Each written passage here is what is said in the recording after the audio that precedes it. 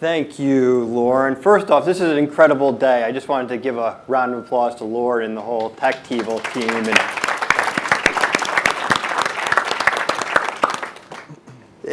All the information that's been discussed so far, it's been fascinating. And I was thinking of the best way to open up today's discussion. People were asking, you have your jokes prepared, you have a punchline ready, and trying to set the stage for the discussion. And I've heard the word pen and paper a few times today, and it was amusing of an old mentor I had in the restaurant industry who used to joke around and say he's been in the industry so long that when he first started working in restaurants, they weren't printing menus. They were still carving them in stone. And it was one of those, really funny one-liners that only an old timer would give you. And I think for many of us, maybe not now, but when we're old timers, we're going to have one-liners saying, remember when you used to write reservations in the book? Remember there was this book? Everything is done in technology now. And to set the stage and get the conversation going, I really wanted to ask all of our panelists to really just tell us a little bit about your restaurants, what reservation platforms you're currently using, and then if you're standing 10,000 feet up looking down at the whole atmosphere of restaurant reservations, and what's your take? And then from there, we'll start digging into some of the specifics. But I'll toss it over to Will, and we'll get started at the end. Thank you, Andrew. Hi, everyone. Excited to be here. I'm from Made Nice. We have two restaurants, 11 Madison Park and the Nomad. And we currently use OpenTable. And this, you're right, a lot of people have been predicting whether this one would be contentious because in the audience today there's Resi and there's Talk and there's Reserve and there's OpenTable, and so we'll see. Sorry. We're going to see where this goes. I think 11 Madison Park is probably the most appropriate restaurant of our two for me to really be talking about today. And from 10,000 feet, I think it's quite remarkable that I'm a part of a technology conference right now because I've actually spent years trying as best as possible to eradicate technology from our restaurant. And not in the back. I think whether it's our payroll software or our accounting software or using Avera or using a lot of these things, we realized years ago when we were with Union Square Hospitality Group and watching, Danny with OpenTable, and I mean, there was always a forward-thinking mentality in that company, and it translated to us that technology could be very helpful in helping us run the back of house. But for 11 Madison Park, where the intention is to create just a world-class restaurant experience that is akin to kind of the feeling you get when you go to a friend's house for dinner, the idea has always been to remove as much as possible the transactional nature of the experience. And so we moved OpenTable and the podium away from the entrance because I realized more and more that you walk into restaurants and people greet you, and then they look down at the computer and they're punching in as opposed to actually establishing a real human connection. We moved all the micros terminals off the floor because that glow from a computer screen is not sexy and it's not romantic and it's definitely not luxurious. We started handwriting the checks because I didn't want something that had been printed in a little printer to disturb the beauty of a world-class meal at its very end. And so everything that we've always done has been about that, and we've always tried as much as possible to preserve the human connection. And that obviously comes most with a phone call. That said, and I heard Uber referenced in the thing before us, I love Uber. And I think everyone does, and it's really started to change a lot of the way that we think. And I'm starting to identify my own preferences, and I think a world-class restaurant should always be a true reflection of the people running it. And I'm realizing that as much as it does feel transactional, as much as you lose the human touch, that there is benefit in facilitating that part of the process. I'm also realizing that there is absolutely nothing hospitable about calling a restaurant at 9 a.m. 28 days before the day you want to be there, waiting on hold for 45 minutes, only to be told, no, we don't have a reservation. That's not hospitable. And so when they called and asked me to be a part of this panel, I said, listen, I actually have worked really, really hard to eradicate technology from our lives. But I'm actually at a place where I'm starting to realize that there's a place for it. And Anthony Rudolph, who's here, has always been like the technological advisor in my life, and he's the one that's been pushing me to embrace things like Google Docs, which I'm just really dumb about. And the guy who spoke 2 times ago is online Googling everything he was saying to try to follow the conversation. And now he's at Or at least you're Journey. Googling it. That's still a little back forward. But so that's where we're at. We've kind of gotten to a place where we're embracing that technology in a guest-facing way could, for the first time, feel appropriate for a restaurant of our caliber. And now we're trying to navigate through all of the different options that are out there to figure out what feels right for us. Yeah. Thank you. That was extremely well put, and now I feel pressure to follow that. My name is Patric Yumul. I am the president of Mina Group. We have 26 restaurants across the country.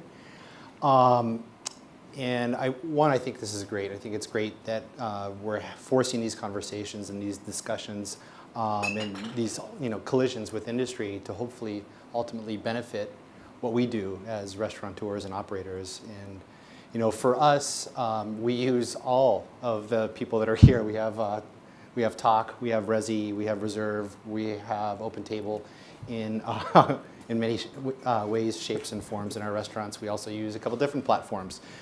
We, in fact, use Ticketmaster at our restaurant at the stadium to sell events. So we're, ultimately what we're looking to do is we want to know our guests better. We want to service them better. We want to be able to recognize them throughout all the restaurants. We want to be able to enrich their experience through that recognition, and then we want to reward them. And right now, there's just so many disparate systems out there, whether it's, even within, whether it's OpenTable not speaking to, Bourbon Steak in San Francisco, not speaking to Bourbon Steak in DC. Or, there's, Avero and, other systems like Venga that are trying to bridge that gap and help us as operators. But I think we still have a long ways to go in bridging that gap, and hopefully, things like the TechTable and these types of discussions help us bridge it quicker. My name is Bill Chait. We have 14 restaurants all in Los Angeles, soon to be 16. It's ironic, my son actually is here who works for OpenTable, and he's probably knows that I'm one of the great sort of Luddites of certain ways. I'm still hanging on to my BlackBerry. And I think it's a very interesting moment in the industry for the integration of technology, not only in reservations but obviously in many other ways, particularly in marketing. We view the reservation system, and we have in our restaurants we have a variety of platforms, including Reserve and OpenTable primarily, and then Reserve and Table 8, and we're actually open to using Resi, and we're just sort of digesting the ones we have, but.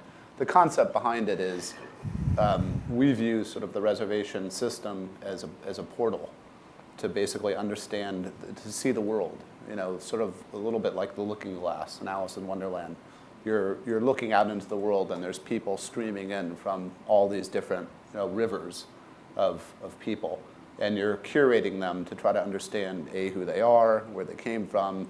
Obviously, how do we influence their experience? How do we make it better? What do we do to get them to come back?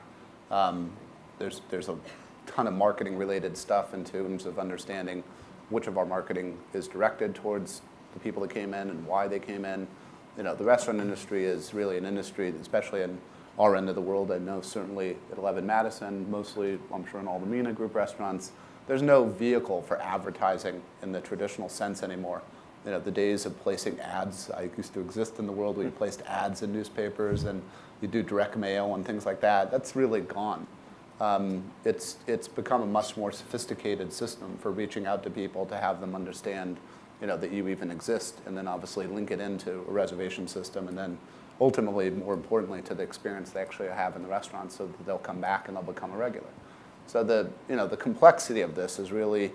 It's gone way beyond the pencil and paper and the name and the notes, and Will can sort of overpower it using Google, which just human sort of shoe leather and intestinal fortitude will Google everybody in the world to figure out who they are. And I think that system works really well when you have the time and you have the attention and you can charge that much. to be able to do it, but we still. So we're still trying to live on a $60 check average at Bestia.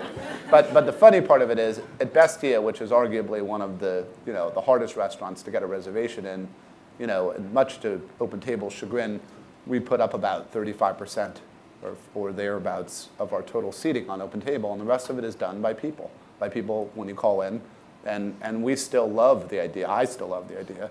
I still have a bank where you call the bank and a person answers the phone and actually recognizes your voice. A what? It's unheard of.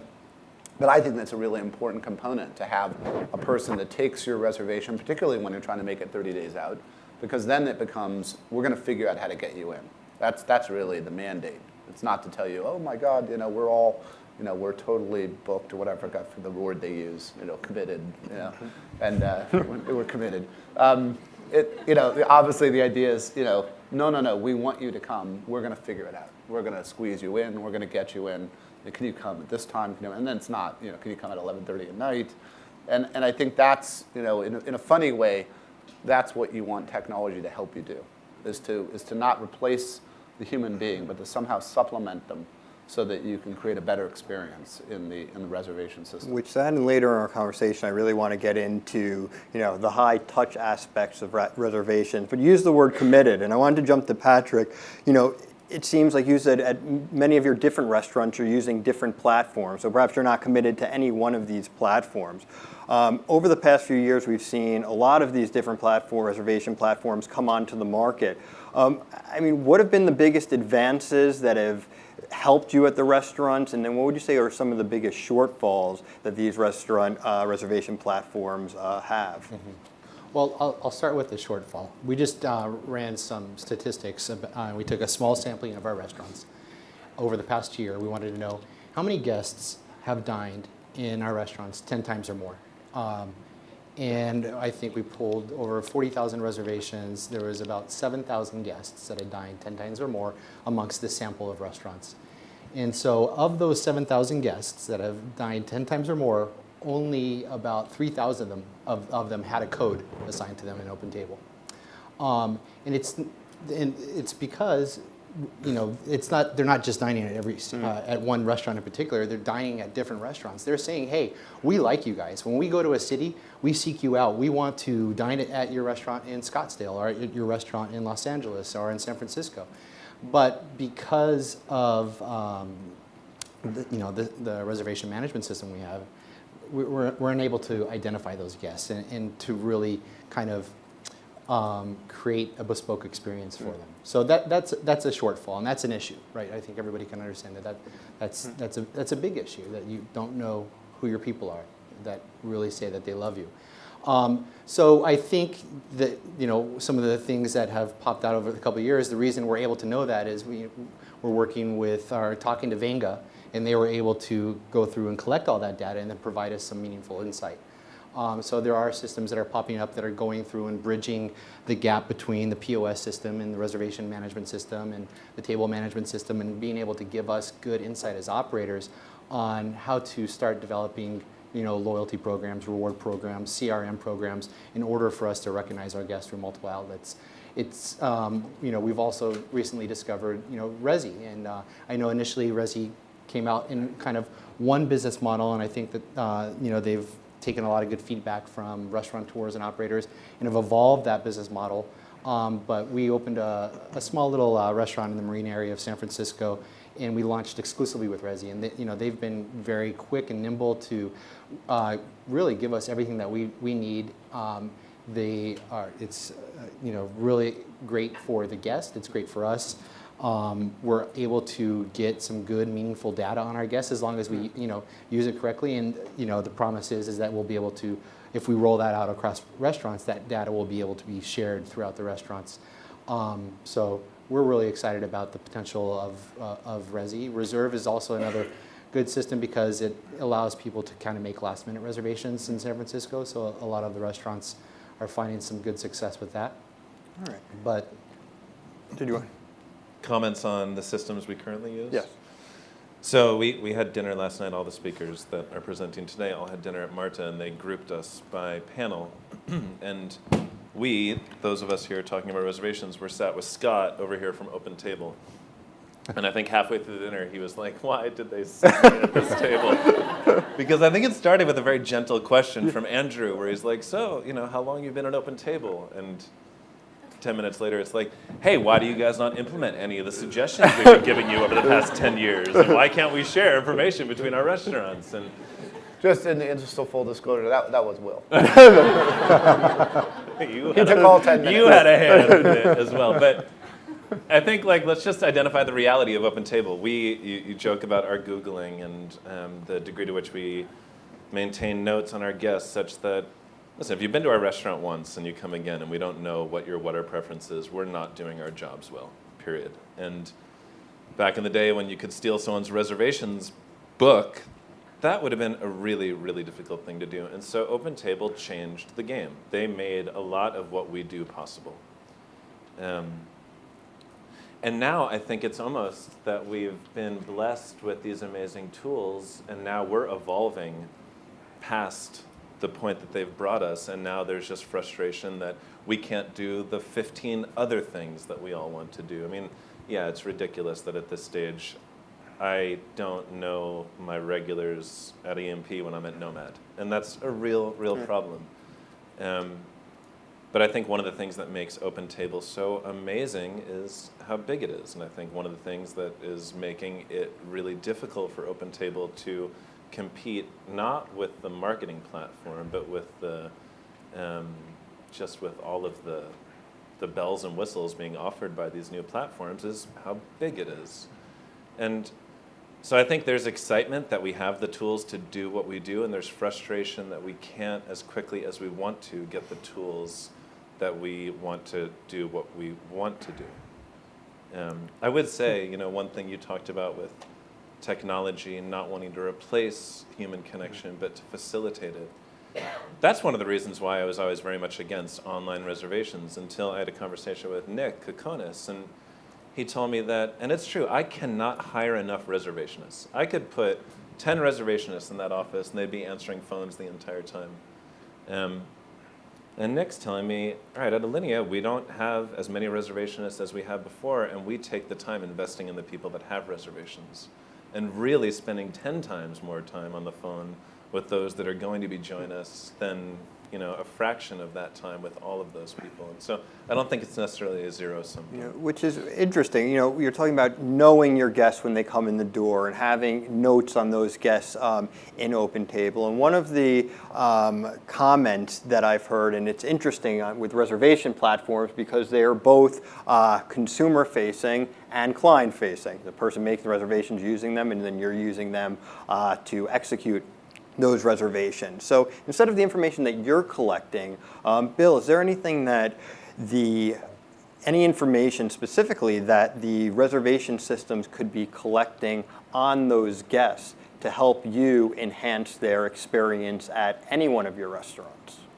Well, the thing that when you look at a reservation book in a restaurant, let's just say, Republique, you might have 20% of the people in any given night might be return customers, and then there's 80% are new guests. They've never dined in the restaurant before. So if you really think about this for a second, it's sort of amazing to think that you know very little or nothing about 80% of all the diners that are coming into the restaurant that night. So obviously we would love to know anything. I mean, if OpenTable tells us they're VIP, at least we know that they made 10 reservations in a year or somewhere, which is obviously a pretty low-hanging fruit.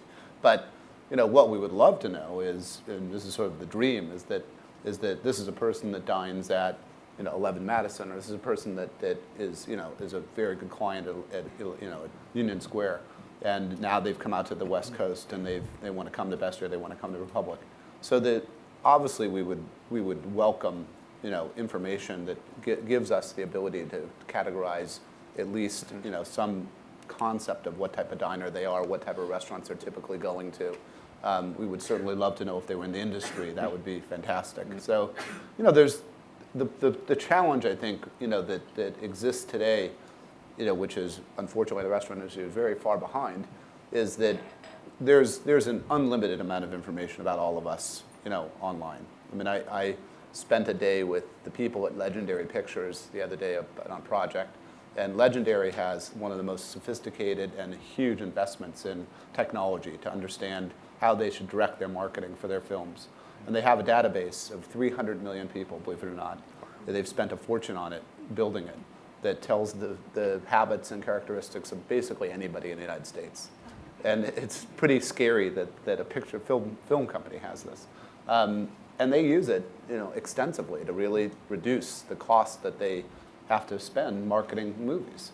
If you think about the idea that, in the restaurant industry, we're in sort of the ultimate care business. Somebody basically spends all this time, all this money, planning something, then coming, visiting, and to have 80% of them be people that are effectively like the great unwashed, who know nothing about them, is a little bit scary. So obviously we would love to change that. Will, you had been talking about how you're almost trying to move some of the technology or not have it so guest-facing. Can you get into a little bit, what are your concerns? How does technology kind of further distance you from your guest? Yeah, I mean, listen, I've been taught my entire career hospitality is about human connection. And, what Danny was saying at the beginning of this whole day, just the idea of every time you send an email, you're depriving yourself of the opportunity to actually connect with someone in a more appropriate way. And so I think that like a great restaurant should have an old school vibe to it. There should be those things you feel, I hate wine lists on an iPad, because I believe you should pick up a wine list and you should flip through the pages. And there's just some, things that maybe don't even make sense, but you feel them. I think that standing behind an object when you're greeting someone, as opposed to just putting yourself out there in a more, honestly, physically vulnerable way, just standing in front of a door is a beautiful thing. But then again, and maybe this is as my perspective changes, or maybe this is just me realizing that the perspective of the people we're serving needs to be more important than my own sometimes. I do believe that if technology makes it easier for someone to connect with us, then it's not necessarily a bad thing. And what is made possible through technology is we can actually have a higher human touch. What they're doing at Resi with people, everyone has social media, everyone has Facebook. There's things, if you're on social media and you're putting things on Facebook, clearly you want the world to know those things, at least to some extent. And when you make a reservation, if you do it using your Facebook account, we're given information that we can use to make the experience more human and more connective and more genuine. And so I think I've always had a very, very black and white perspective on this, which is technology gets in the way of human connection. Yeah. And now I just think that a lot of the people in this room who know far more than I do about what we're talking about, or at least the products themselves, have figured out a way to change that. You mentioned Anthony Rudolph earlier. I remember it must have been maybe even 5 years ago we were talking about the scalping of reservations. And it seems that since the scalping of reservations became popular and a concern within the industry, there has now been a creation of all these new platforms where it's a for sale reservation. So I'd love just to get each of your thoughts on selling reservations, and if it's something you're doing, you've considered doing, you oppose it, and whether or not it's just a fad right now that's happening. There's a lot of money being pumped into this sector, or if it's something that's here to stay.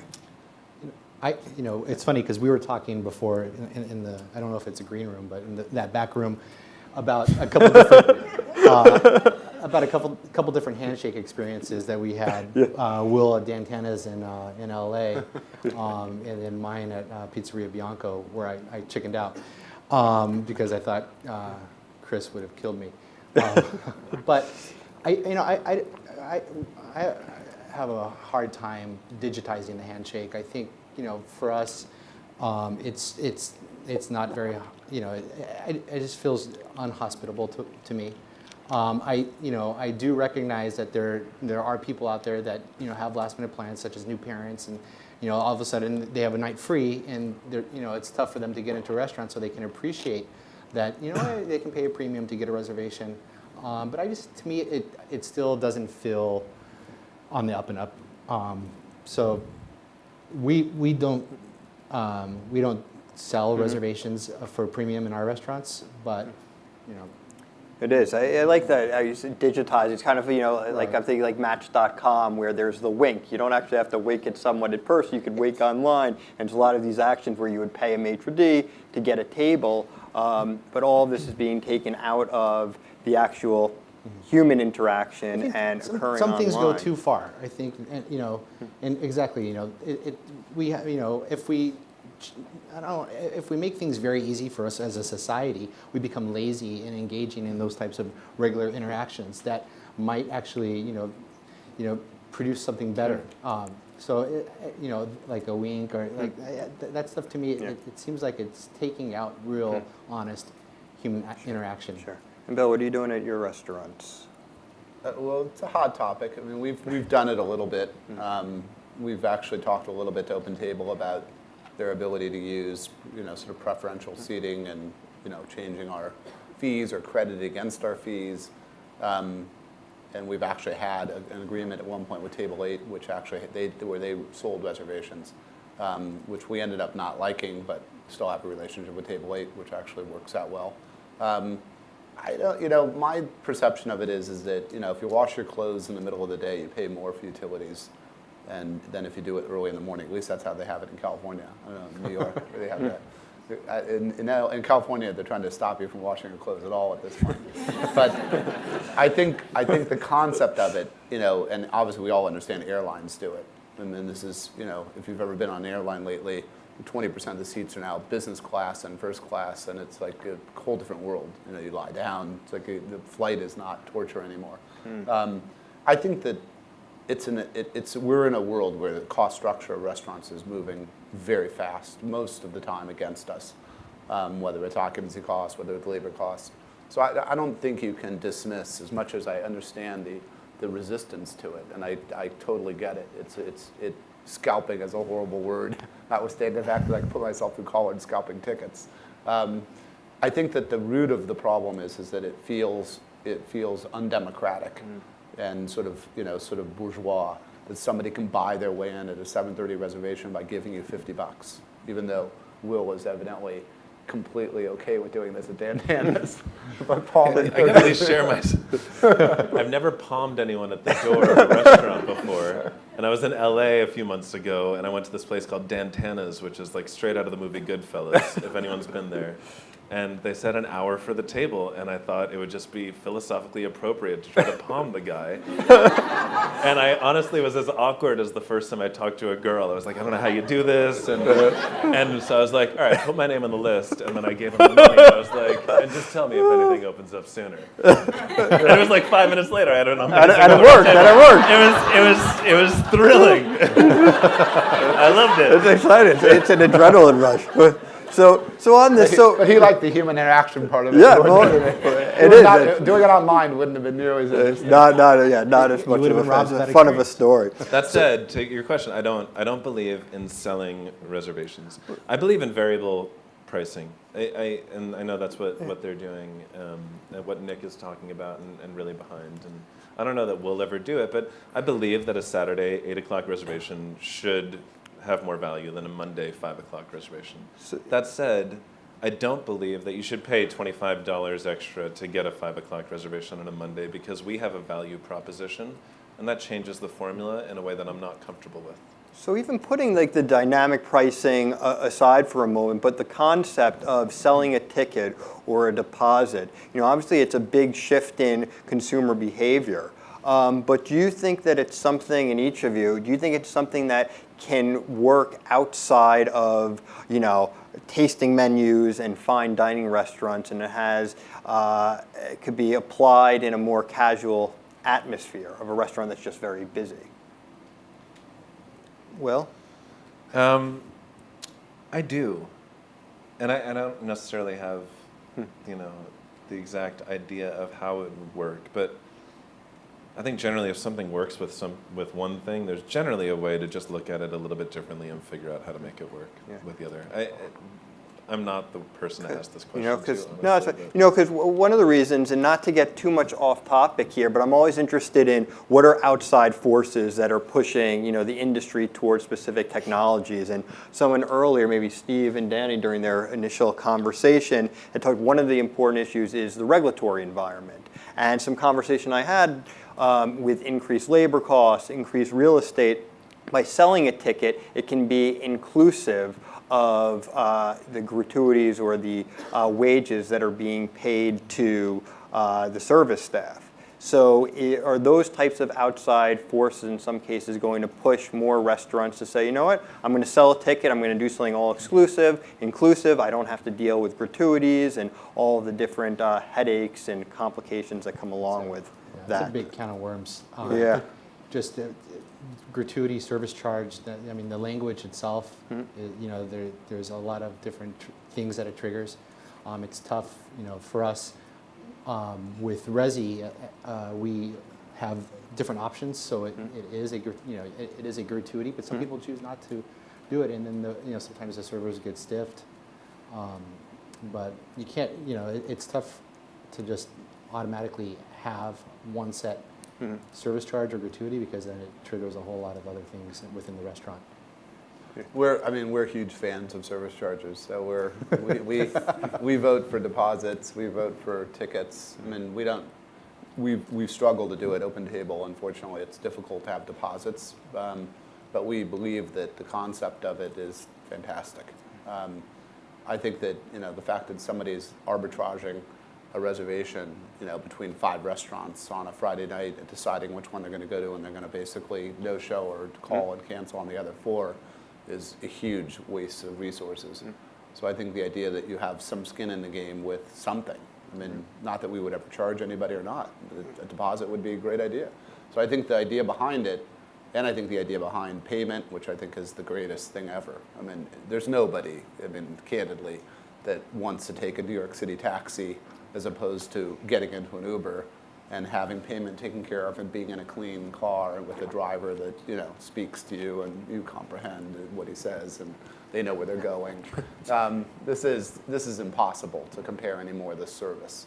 And I think the restaurant industry is the same. I mean, if you went to a restaurant and basically said, my meal's been paid for, it's all covered, payment's been paid for, you come, you eat, you enjoy yourself, and then you stand up and you leave, I mean, that would be fantastic. I mean, I can't imagine people wouldn't like that.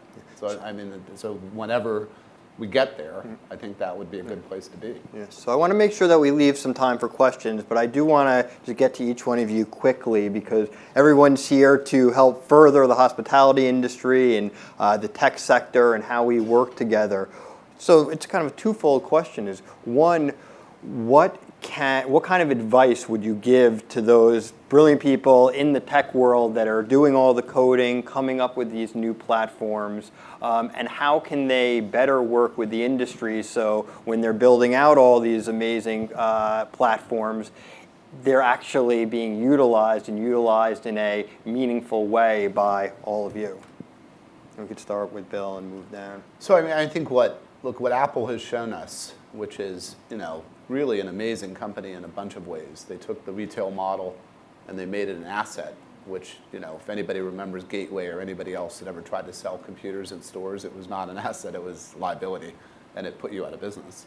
But they also basically created a platform that allows apps, and that allows people to use their platform to create, apps. And I think for OpenTable, as an example, I mean, if that was all that was accomplished, was to create a platform that basically created more Vengas and more interactive apps, that would be helpful. Because I think the world of technology is never going to be dominated by a single company. Even Google, great technology software companies, still basically have the way to integrate other intelligence. And so I think for us, I think the growth of some of the apps, I mean, that we're huge fans of Reserve, not because they're making a huge difference in our business yet. I would love to have them make a huge business in our difference. I'd love to see 10% of the people from Bestia come from Reserve, for example. But we're rooting for them. But we're also rooting for OpenTable. I mean, we view OpenTable as our partner, and we know that there's many aspects of what they do that without them, our business would not nearly be as good. So we're hopeful that there'll be more young upstart companies that figure this out, that we can then plug into our platforms. And the POS, we haven't even gotten into that. The POS world is a mess, and complete mess. You could have a whole conference on the disaster of the POS world. The fact that Oracle has now bought Micros is just the biggest nightmare ever possible. But I think that that's what the industry has historically been dealing with. Is we got a lot of players, and it's really hard to tell. I saw the guy that was up here with all the icons of all the stuff, and I was like, my head was spinning. It's like half of those I didn't even know. And I think that's the challenge, to answer your question, is there has to basically be innovation. It has to come fast and furiously. So the applications, the things that come out that solve problems, those are what we really need. Got it. Patric? We touched on guest recognition, and we touched on payment and the ease of payment and making reservations. But one thing we didn't touch on was business intelligence, and that's another thing that as operators we would appreciate the reservation systems figuring out how we can get better business intelligence and analytics about whether it's different day parts, different times, what the no-show rate is, what the walk-in rate is, what we should expect to trend because it's Dreamforce this week in San Francisco, or so if there was some type of predictive algorithm that could help us schedule and book the restaurant more appropriately, that would be a huge boon as well. Yeah, I think just remembering that whatever's done around the reservation space, yes, it has to do with access, but more it has to do with creating something that facilitates connection. And so that's what I would say to that. I think the other thing I just want to say that you said something that made me think of it, and kind of this whole conference has, and this is not me hating on OpenTable, and it's actually kind of hypocritical of me to say since we use OpenTable at both of our restaurants, but I think that we're in a very unique time. OpenTable is going to improve tremendously over the next 2 years because of Talk and Resi and Reserve. Competition is good. And I think there's this fear of moving away from OpenTable because of the marketing it provides. People think that their 5:30s and their 10:30s are filled because of OpenTable. I actually don't think that's true anymore. I think with Eater, Hotlist, and Zagat, and all these things, that people come to our restaurants for a multitude of reasons. What I do know is that if restaurants don't have the courage to actually go to some of the smaller people over the course of the next couple of years, those companies, and Ben Leventhal actually articulated this to me beautifully a few weeks ago, are not going to make it. And then we're going to be right back where we started, where there's one dominant player with no competition to help them evolve and get better. And so I think we actually need to, as an industry, support the little guys, if for no other reason than to encourage competitiveness and to encourage innovative thinking in this space, because everything I'm saying about technology, increasing connection, OpenTable started it, but it's going to be the entire industry that makes it better. Thank you. Yeah, no, absolutely. I mean, I think it's one of the areas we could get into, which was touch with big data. Again, going into guest analytics and how are you going to manage those experiences and how's that going to impact your business, what you're selling and your bottom line. And I know the other area that's always so popular is reducing no-shows, and that's been a big part of the discussion with reservations. And that's great why they're having this conference today, because it'll hopefully allow for many more conversations to get into the nuts and bolts of these issues and address them, like I said, in a meaningful way. So I see the clock. I'm not sure if we have time for one or two questions, or yes? Oh, perfect. Does anyone have any questions? For all of you, this is a little bit on the side of the reservation question, but over the past few years, how much time do you spend in your restaurant groups fielding the sales calls, the phone calls, evaluating all the new services, the little guys, deciding which one to go with, implementing it, having your staff deal with it, all of the new digital social things that go along with it? How much time does that represent? Has it created a need for new hires for you that didn't exist a few years ago? And does it bring you enough new business to amortize that, or is it just shaving points off the profit? I'll answer for us.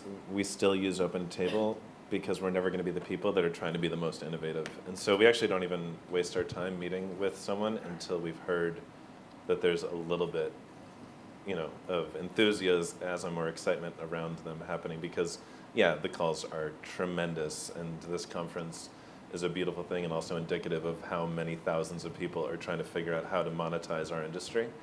And so I think the safest thing is to just keep it at arm's length until they've proven themselves to some extent. Being in San Francisco, in the heart of Silicon Valley, we have a lot of people knocking on our doors all the time. So it could be a full-time job, just taking the meetings. We do try to be very respectful of people, and there's a lot of introductions made by friends or by colleagues or guests of the restaurants. I think that I always try to find value in everything that I do and everything that anybody within our company does. And so I do think that there is always value taking a half an hour out of your day to find out what people are thinking about and what people are trying to create, because it ultimately, one, creates, helps us think more about how we're running our business, and it inspires us to create more. But there's a lot. It's overwhelming how many new companies are coming up to us every day, wanting to talk about getting inside the restaurant business or the food business. We have a department that actually has 5 incredible people in it that do nothing but field calls and do PR and do social media work, and they're great at taking all these inquiries and sorting through them. I wish they all could have been here, because I think this would have really been helpful for them to be at as a conference. I think it's exciting, and I think it's necessary. So if you're asking, is there a bottom line to this? No question. There's a lot of fantastic new stuff coming along, and we're happy to be sort of on the bleeding edge of it. We're not afraid of it. Doesn't mean we're going to switch everybody over to it, but trying things out in one place and seeing how it goes is great. The only way to do it. Great. One more question. Oh, I think I'm right. Gentleman in the bluish shirt. Hi, I'm Ari Horowitz from Velocity. OpenTable, I see a lot of edge reservations on OpenTable. You see the 5:30, the 10:30. What are you doing with the rest of them? How are you guys managing that? Are you using technology to manage that? And then you guys are in business to make money. So if you knew, I agree with the whole idea of charging. Leaves a bad taste in my mouth, sorry. But if you knew you were getting double, or someone was paying twice as much as your average cover, would you make room for them? You can go first, Will. That was a hard question. Just the nature of a reservations book at our restaurants is you have a lot more tables early and late, just because you need to seat a bunch early in order to get them to turn for the late ones. And so you only end up having so many in prime time. They are, a good chunk of them, on OpenTable. They're just the first to go. But it's also important to us, because we do use OpenTable and the phones, that if you do call at 9 a.m. and you are on hold, that by the time we pick up, we still have reservations available. So we do hold some back and don't put them online so that we can sell them on the phone. That's to answer the first part. The second question, as ridiculous as this might sound, no. We are in business to make money. I'm going to charge the price that I think will make us money and make people feel good about spending that money. And yeah, I could sell someone a dinner for $400 instead of $200, but I don't believe that we will have delivered something I feel proud of. And to be clear, if we were in business to make money, we'd be working at Goldman Sachs, not a restaurant. So just to make that. Right, that's a saying. If you want to make a small fortune in the restaurant industry, you start with a large fortune. To piggyback on that, we want to be able to sustain our craft, and to do it a long time. We're not here to just have a one-year appearance or have a restaurant that's open for 6 months and be really hot. And if you charge double and there's not that value proposition there where people feel that it's worth it, you can't sustain that. It's just unsustainable. We want to sustain our business for a long period of time. That would be my answer to your question is, now that you phrased it that way, that is, on some level, what goes on may not go on at 11 Madison Park because they're very democratic over there.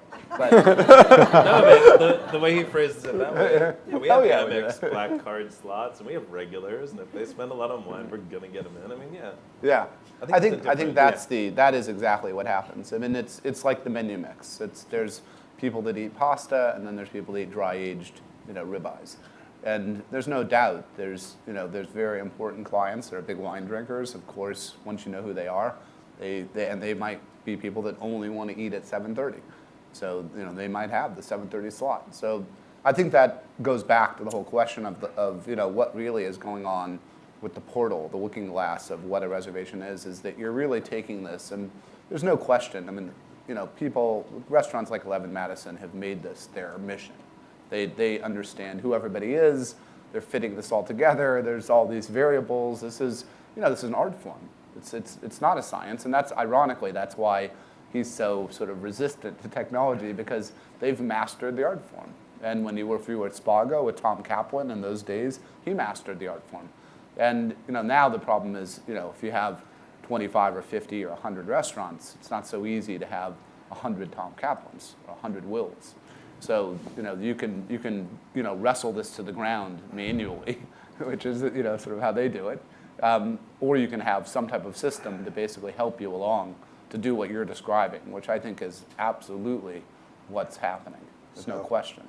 On that note, Will, Patrick, Bill, to all of you, incredible discussion. Thank you.